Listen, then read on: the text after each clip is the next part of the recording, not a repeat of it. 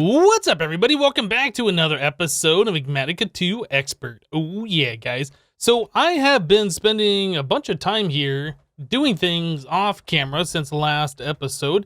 Last episode we expanded out a reactor, and now we can make a whole lot more power than we were before. I think I've seen this thing clock up to about 27,000 RF per tick when it turns back on. So yeah, we're producing a lot of power now. So uranium, the way this is working now, we're burning the same amount of fuel, but we're making power like, I don't even know, what is that, like 7 times faster than we were before? Yeah, so we are pretty much way more efficient on our fuel usage, charging up this battery, using about the same amount of fuel, but does it in like a 1/7 of the time. So yeah, I think we are doing pretty well here. Uranium really isn't much of an issue right now unless we're using a whole lot of power. And pretty much the only thing that we've been using a lot of power on besides our void ore miner over there is I've taken all of the different ores that we have in our system and I have smelted them. So yeah, we have silver blocks, nickel blocks, lead blocks.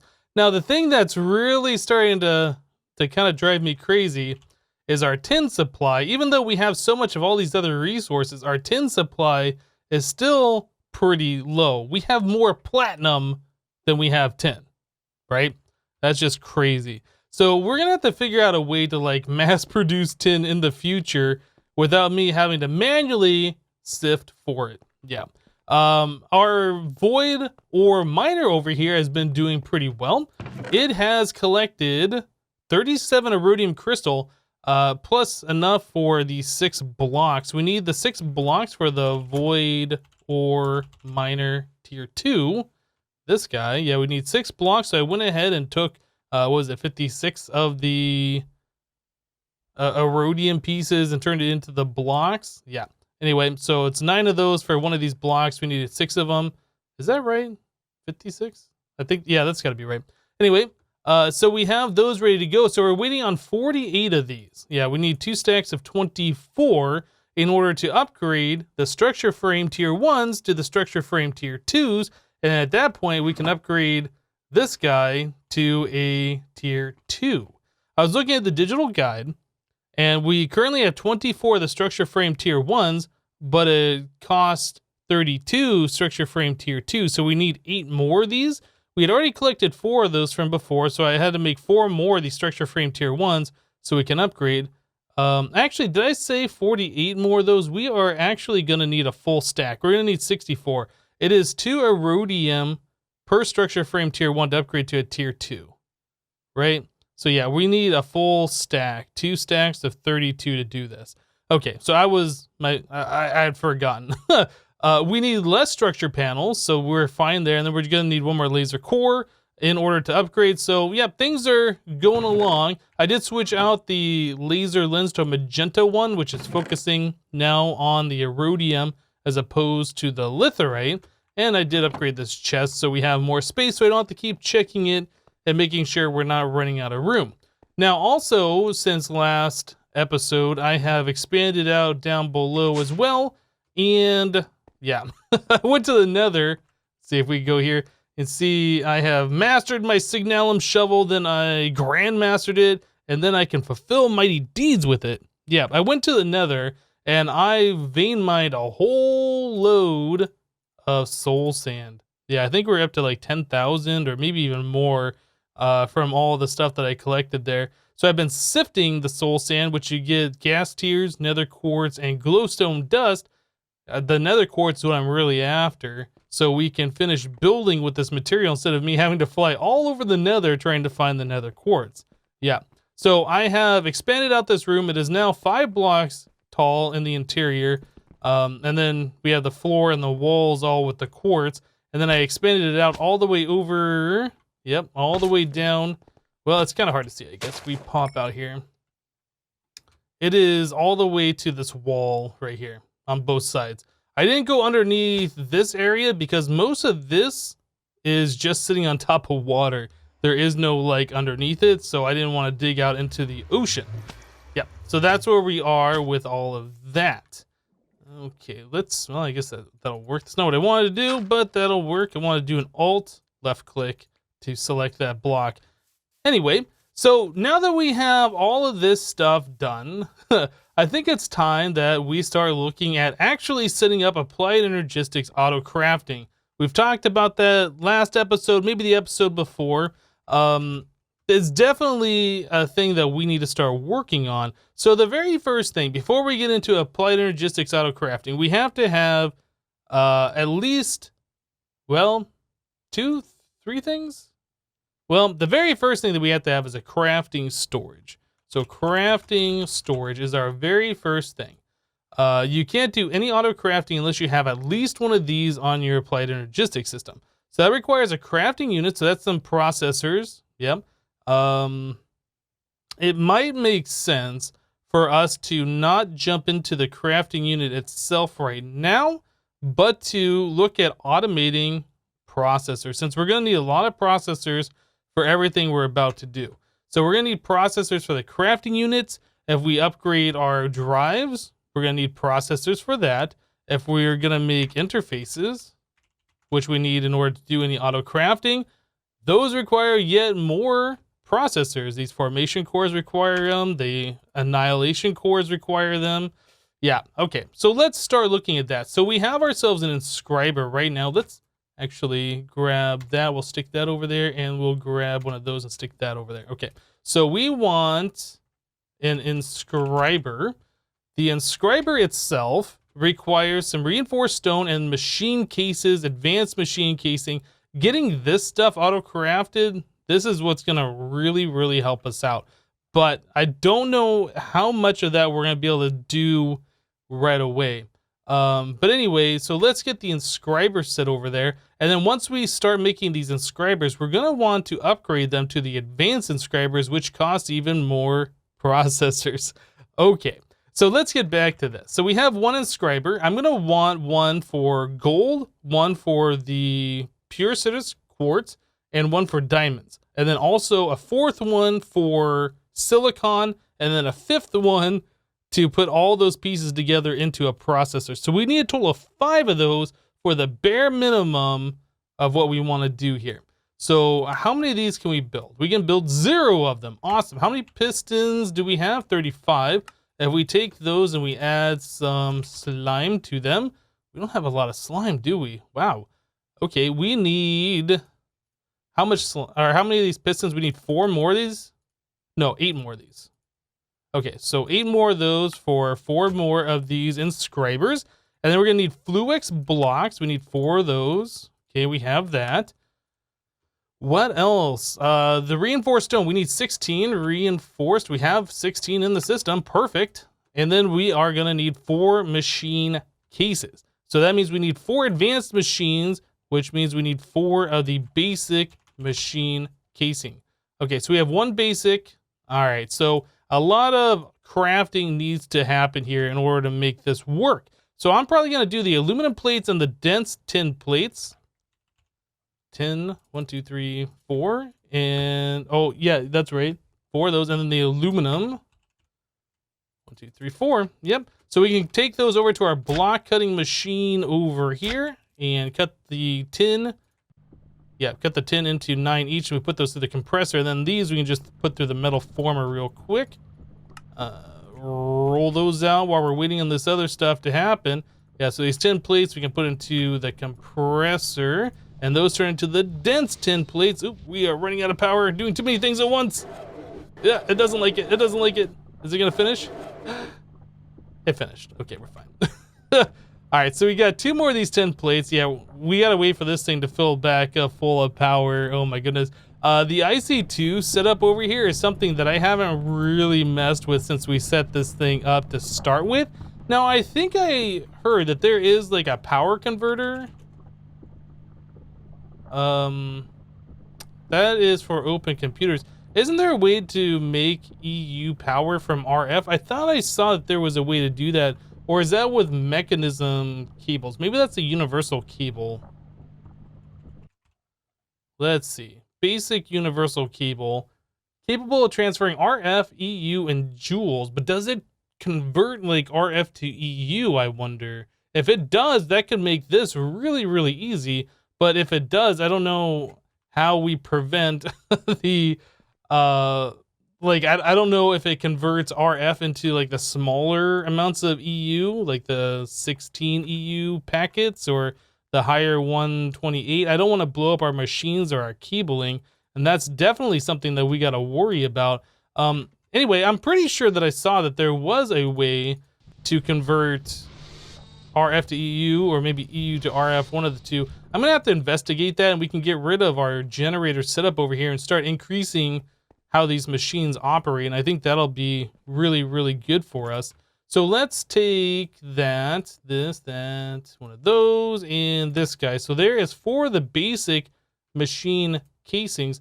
Now we need to upgrade those to the advanced ones, which means we are going to need 8 of these carbon plates, 16 steel plates, 8 advanced alloys. Okay, well, we got the advanced alloys, that's fine. I will start working on the carbon stuff. Yeah, I'm not exactly sure how much we need. What does a full stack turn into? I don't know. Anyway, let me get to this crafting stuff, and we'll be right back. Alright guys, so I made the rest of our inscribers, and we have them hooked up over here. They're just connected by 1 ME glass cable just to provide power right off our controller. Just goes under the floor over here. So yeah, things that I'm noticing as I'm doing this, we have to make 10 of these to upgrade them to the advanced inscriber. We need 10 of these engineering processors. Things that I'm realizing as I'm doing this is going really slow. We're gonna have this automated here pretty soon. We're gonna have to chew through all these, but each one of these can take acceleration cards, these things. The acceleration cards do require a calculation processor and some diamonds to make them, and then it's a Fluix crystal to turn them into the acceleration card themselves, the advanced card, the acceleration. When we upgrade to the advanced inscriber, we're gonna be able to put 5 in each one of these. So we're gonna be chewing through a lot of silicon, a lot of diamonds, a lot of pure Certus quartz to make the calculation processors. Yeah, this is gonna be quite the task. But what I got going on here, I guess I can do 2 of these at once. Put a diamond over into this one, and then put a silicon into this one, speed this process up a little bit. We're just trying to get all the parts together to make all of the diamond processors here for the advanced inscribers. But I wanted to show you guys what we got here. We got all 5 of these things ready to go. It's just a matter of getting the parts together, upgrading these, and then accelerating them. So let me continue doing this, and we'll be back, guys. So the best part about the advanced inscriber, besides the fact that you can put in 5 of these acceleration cards, is that you can put in more than 1 item at a time. Yes. I guess another good thing is you can push items into this thing from any side and extract the resulting item from any side, whereas the AE2 inscriber, I believe, is sided. Like, you can only put items in through the top for the top slot, and then from the back for the bottom slot, through the side through the middle slot, and the bottom is where you take the item out. I think it's something weird like that. Anyway, the advanced inscriber makes making processors really fast and fairly simple. So yeah, I just went ahead and I made a bunch of these logic processors here after I got done making a whole bunch of the acceleration cards and all of the calculation processors. So we are going to start looking at making these crafting storages here so we can start doing some auto crafting. So we do need a little bit more of the calculation processor. So we need the pure Certus quartz. So let's grab that. I'll grab another half a stack of redstone and then another half a stack of silicon. Yep, silicon. Again, in this mod pack, you can take quartz, crush it down, and then smelt the crushed quartz into silicon. So I took some of the nether quartz that I collected earlier from sifting. Yep, and I ran it through there. And now we got a bunch of silicon ready to go. We'll set up automations for all of that stuff so we can make it when we need it in the future instead of having to manually do this. But let's just grab a couple of these things and start this process here. So yeah, we just put all those guys in there. They start making our calculation processors. Very, very awesome. Okay, so let's just grab that mini. And we can come back up here. What did I drop? I dropped something, maybe a plowman's lunch. I don't know. Anyway, so we need to get ourselves crafting units. Let's put these processors away. Yeah, and I got extra acceleration cards for the future too. So let's do, I don't know, 4 crafting units. That should be fine. So we need 1 for storage, and then we can use at least 1, if not more, for co-processing. I think for right now, we might just do 4 different storages, and we can do them to 1K. That's fine. We don't have to do anything special here. So Certus quartz, we don't want to use a charged.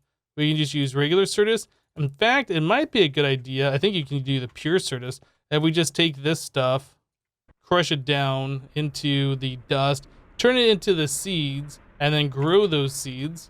I think I might have actually had some more in here. Certus. No, I don't. Okay, so sand. We have to put sand with the dust to turn into the seeds. Like so. And then those go into our crystal growth chamber, which I have also accelerated now that we have a bunch more acceleration cards and easier access to all this stuff.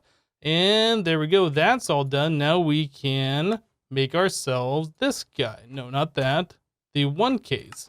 There they are. All right. So let's get 4 1Ks. We'll put those together. Now we got 4 crafting storages. Next gen crafting. Oh, yeah. Okay. So each one of these allows us to queue up 1 recipe. But each one of these will only allow us to do 1 processing item at a time. So like if you need to... oh, I don't know, have auto crafting going, turning logs into planks and planks into sticks. If you only have one of these, it'll only be able to turn the logs into planks. Then when that's done, it'll turn the planks into sticks. If you have this plus a co-processor, it'll be able to do the planks or the logs into planks and then the planks into sticks while it's still converting the logs into planks. So yeah, you kind of want the co-processors to be able to do multiple crafting tasks at the same time. Now, multiple processors allows you to queue up separate crafting jobs at the same time. So say you have something on AutoCraft, you run low on, I don't know, logic processors, you'll use up one of these guys to start crafting more, and then if you're telling the system to craft something else, you'll have to use another one. So you kind of want a good variety of crafting storages that are separate, and then you want co-processors for each one of these to get your auto crafting going a little bit faster. So we got to figure out where we're going to put these crafting storages. I'm not sure just yet where I want to put them permanently, but for right now, I guess we can just kind of throw them practically anywhere. I mean, we're going to be rearranging this whole setup here pretty soon, I can imagine. Yeah, I don't know. I guess we can just kind of throw them down here for now. Something like that. We'll just connect them together with some cable. Let me glass cable. I'm actually going to run it underneath the quartz here, so I can run through this. Okay, so we'll just connect these guys all up. Yeah, and each one of these does use a channel. So let's pull it down off this guy here. Okay, so now all 4 of those are connected. They should say device online here very shortly. There it is. So yeah, each one of these are using a little bit of power. We should check our network tool to see how much power our system is using now. We're up to 57. I think it was at like 40 something before. So I guess you can hover over each one of these and I'll tell you, where is it? Oh, right here. 8 RF per tick each, just by having that on your network. So yeah, we are using 32 RF per tick, I guess. Right? Or is that 8 RF per tick total? Maybe it's 2 RF per tick each? I guess that must be what it is. Yeah, it's got to be, or yeah, 2 RF per tick each. Okay, well, it's not that bad just having them on there, but each item that you add to your network does increase the amount of power that it is using. All right, so now that we got that set up, we need to get ourselves some interfaces here. So let's start crafting this. We need Fluix dust. So let's take some Fluix crystal that we have, and we will just convert that all into dust so we can do the things that we need to do here. So, whoop, did I grab it? No, threw it on the ground. All right, so Fluix dust, right like so. So we can make some formation cores. How about 8 of those? And then we need the annihilation cores, which I think uses quartz, or yeah, we have that. Okay, good. And if we use the regular quartz, it doesn't really matter since we can grab that whenever we want to just by sifting soul sand. Anyway, so now that we have the annihilation cores and the formation cores, we should be able to start crafting these guys up. So there's 3. I kind of want to make a little bit more than that. Let's grab iron. Recursive networking. Okay. So there's 5. Each one of those should be applied to each one of these guys over here so we can set these things up to be automated. That's really what I'd like to do at this point. So I'm going to get behind here. Oh boy. Let's get rid of all this gravel that's getting in the way. Yeah, I want to get behind these guys. Or I guess we could go on top. You know, it might be better if we just put them on top. And then we can extract from behind. But either way, we need access to 2 different sides of these machines. All right, so we can do that. Place these guys on top here. Like so. And then that has to be connected to the network. So I think the cable was right there, and I don't have any more cabling on me. I made the advancement network apprentice. Actually, does that talk to these? It must. Do I have 5 of those showing on the network? I thought that we had to run a cable directly to them. Networking tool. Yeah, sure enough. Okay, so the advanced inscribers, these things do not use a channel themselves. They just require the power. And since each one of these blocks are touching each other and they're touching a cable, they all get power, but they can transfer channels through them to things that do require channels. So that's something that I didn't realize. I thought I had to run a cable to these for power and then up to here to give these channels. So no, we don't have to do that. That's kind of nice. Okay, so the only thing we do have to do is pull out of the back of these and then put it into one of these interfaces for the completed item. So let's grab, what's the best item that we have in this mod pack right now for extracting? I guess we're probably going to want like a retrieving, I'm not sure which one. Maybe one of these. We need an Eye of Ender. Actually, let's do Signalum. Or we could do Enderium. Might as well make the best of the best. Our resident one. Alright, so we'll do that. Then we need the item duct. We have Signalum plated impulse item duct. So those are fast and they can also transfer power. We're only using them because they are the impulse plated or impulse item duct. Okay, so like that, and then one of those needs to go into an interface here, and then we can just place this guy like this and ignored. So anything, yeah, anything that these things create go into the output slot, and this resident retriever is looking at all these inventories for things in those output slots to extract from. Okay, so all of those get put into this interface here, and then since this interface, all of these are connected to the network, they just get immediately put into our system. So all those processors we just ended up making are now here. Calculation and logic processors. Okay, so that's good. The other thing that we do need is a way to start making patterns. We need to tell these interfaces, hey, we need to give them a recipe. So we need to tell them, hey, if we get a gold ingot, yeah, the gold ingot's going to turn into a logic processor component. And then that should complete the recipe. So in order to do that, we need to get ourselves a pattern terminal. One of these. So that's an engineering processor, diamond processor. All right, let's make one of those. Diamond. Actually, engineering, do we have one? No. Okay, so diamond, redstone, and then silicon. We already got one of those. Awesome. Yeah, when we get these things automated, we'll just be able to tell the system, hey, I need a processor. Oop. Yeah, you can see that got extracted and put back up here. Whoops. So engineering. Where is it? Oh, it's right there. Engineering. Okay.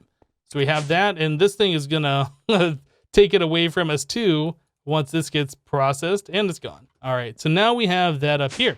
All right. So now that we have that, we can look at making an ME crafting terminal. So we need a calculation processor, which we have.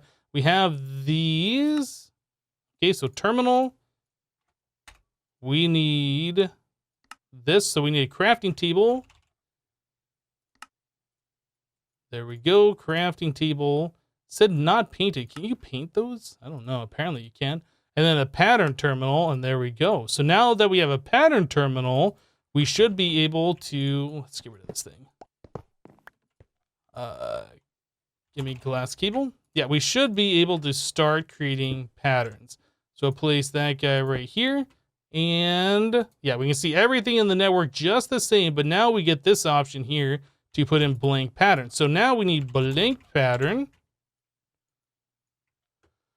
All right, so blank patterns. So in order to do that, we need quartz glass. I don't really want to use Certus quartz. We can use regular quartz dust.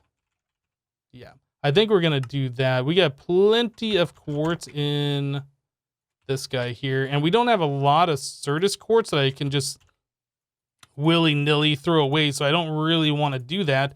So yeah, I'm going to take a bunch of this quartz, turn it into dust, and then we are going to turn those into the quartz glass, or at least put it into the system so we can craft it into that. Anyway, let me get to grinding this stuff, and we'll be right back. All right, guys, so we have everything together now to make these blank patterns. These are the key to unlocking auto crafting, well, at least telling the system how to auto craft stuff. So we can place those over here into our pattern terminal. Yep, so the very first recipe we want to tell the system how to make is how to make more blank patterns.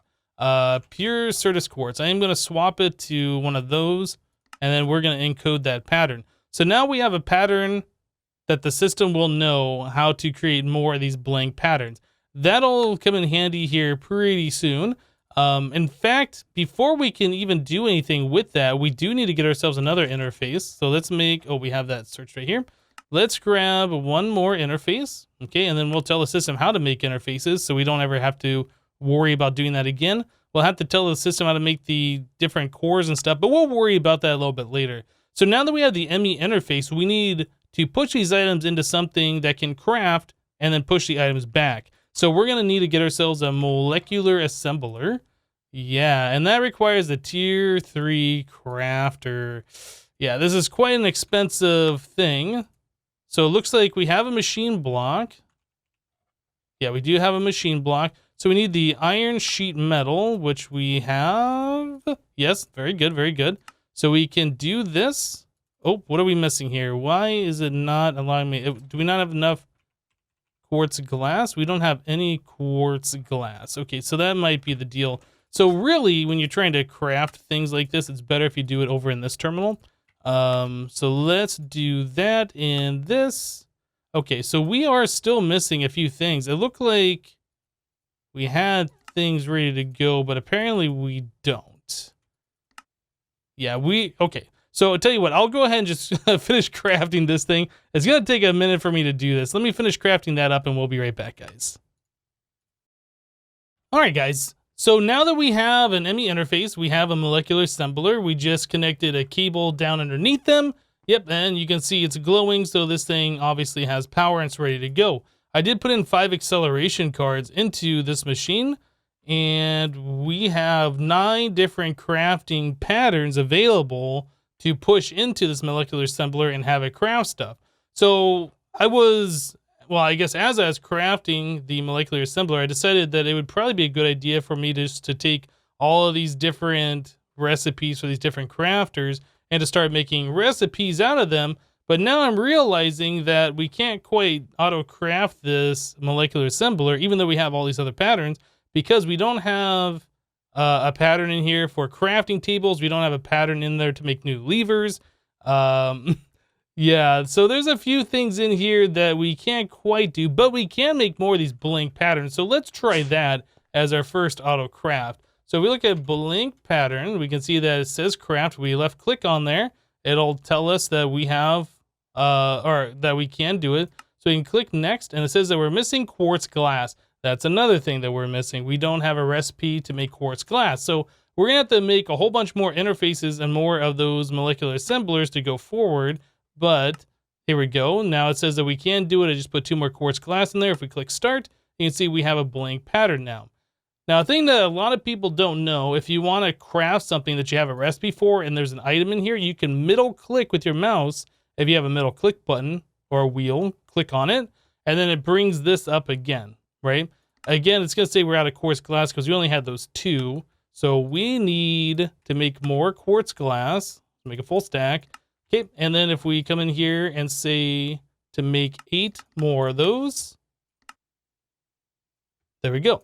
All right, so we have a total of 9. We can fill up our stack over here once again, and we are ready to go. So we have the basics of auto crafting set up right now. This is all going to get changed. This is all temporary just to get us going.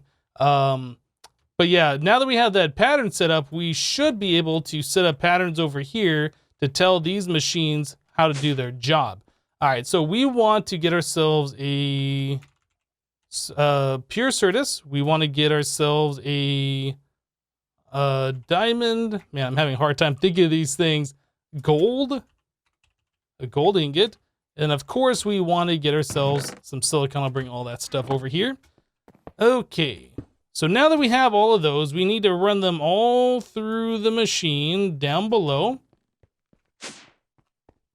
So silicon goes here, then we put gold, Certus quartz, and diamond. All those should end up in our ME system up above, which is fine. It's what we want. So now that we are going to not be crafting internally, we're going to be using an external machine. We need to change this from crafting pattern to processing pattern. So silicon, we'll say 1 silicon is going to equal a printed silicon. And there we go. Now we have 1 printed silicon is created with 1 silicon. So now we got to do that with each of these ones. So gold turns into a logic. 1 of those. There's a pattern for that. Then we need the calculation. Gets turned into that through a pure Certus quartz, which means we will have to make a recipe. We will have to tell the system how to make these things. We'll do that in the future. And then again, diamond gets turned into engineering, like so. Okay, so now that we have all of those, we can come down here into these interfaces and put them in here. So that's where the pattern goes for that. And I'll talk to this machine down here. Got to make sure that the silicon goes in the one with the silicon in it. And then that's the logic, calculation, and finally the printed engineering. Okay, so if we wanted to make more logic, let's middle click. We'll make 10 of those. It says we can do it. So it should put 10 items in there. And you can see that it is currently doing its thing. And there we go. So we should have, what, 11? Let's take a look. Yeah, we have 11 of those now. So that is AutoCraftable. That's awesome. So the next step is, now that we have that done, we need to say we need a printed logic circuit. We need redstone. We don't have redstone available. Let's grab some of this. We need 1 redstone. You can right click on there. If you left click, instead of right clicking, you'll put a full stack. And then if you do that, you can right click to move it down.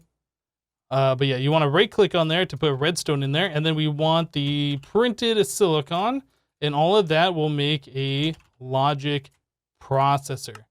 Okay, so this one, we're gonna have to do that for the other 2. But this guy we can place right here into the one that doesn't have anything in it. Let's get rid of that redstone. Okay, so now if we come upstairs and we say make ourselves a logic processor, it should use one of those. So that went down to 10, and now we get ourselves a logic processor. Awesome. So I need to make that same thing with the calculation and the engineering, and then we should be able to have all of our processors completely automated. Guys, we're going to wrap the episode up here for today. Just getting your hands barely scratching the surface, just barely getting your hands wet with the auto crafting here in Applied Energistics. There's a lot of cool stuff that we'll be able to do in the near future. I'm looking forward to that. But anyway, that's it for today. Thank you guys for watching. Remember to leave a like on the episode if you liked it, and we'll see you next time. Thanks for watching, guys. Bye-bye.